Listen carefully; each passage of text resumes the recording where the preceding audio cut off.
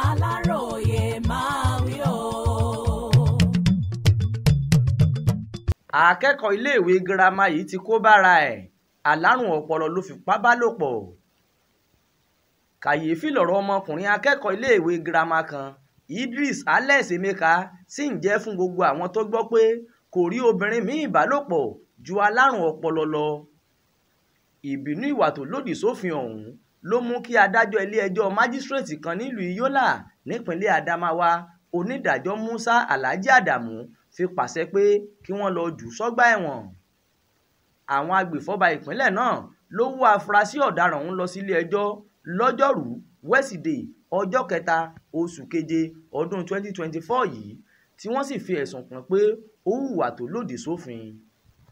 Aláròyé gbọ́ pé ọjọ́ 26 oṣù kẹfà ọdún 2024 yìí ni àwọn ará agbègbè Low Cost Housing Estate lágbègbè Kárèwá lọ fẹjọ́ afurasí ọ̀daràn ọ̀hún sùn ní tẹ̀sán ọlọ́pàá Kárèwá pé ó ń bá alárùn ọpọlọ kan sùn àti pé ìgbà kẹta rèé tó máa hùwà pálapàla náà pẹ̀lú obìnrin ọ̀hún.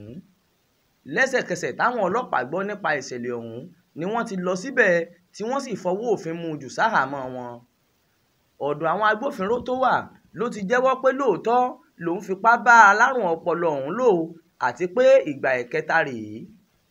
Ọlọ́pàá olùpẹ̀jọ́ Inspector Galion Nairobi tó fojú olùjẹ́jọ́ balẹ̀-ẹjọ́ lọ́jọ́rùú wẹ́sídẹ̀ẹ́ ọjọ́ 3 oṣù yìí sọ níwájú adájọ́ pé olúwa mi, ní nǹkan bíi aago 6 ìrọ̀lẹ́ ọjọ́ 26 oṣù kẹfà ọdún yìí ni Abu Jibril tó ń gbé lágbègbè State Locust ní Yola nípínlẹ̀ Adamawa rí olùjẹ́jọ́ níbi tó ti ń fipá bá obìnrin alárùn ọpọlọ kan sùn nínú ilé àkọ́kù kan tó wà lágbègbè náà.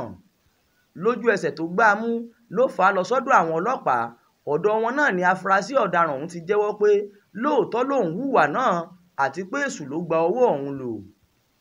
Ẹ̀sùn méjì ọ̀tọ̀ọ̀tọ̀ ni wọ́n fi kàn án nílé ẹjọ́ lọ́jọ́ náà: ìfipábánilòpọ̀ àti ìgbìmọ̀wù ìwà tó lòdì sófin. Olùpẹ̀jọ́ ní ìwà pálapàla tí olùjẹ́jọ́ hù yìí lè dá wàhálà sílẹ̀ láàrin ìlú, ó sì fi ẹsẹ̀ òfin kan gbé ọ̀rọ̀ rẹ̀ lẹ́sẹ̀ nílé ẹjọ́ lọ́jọ́ náà.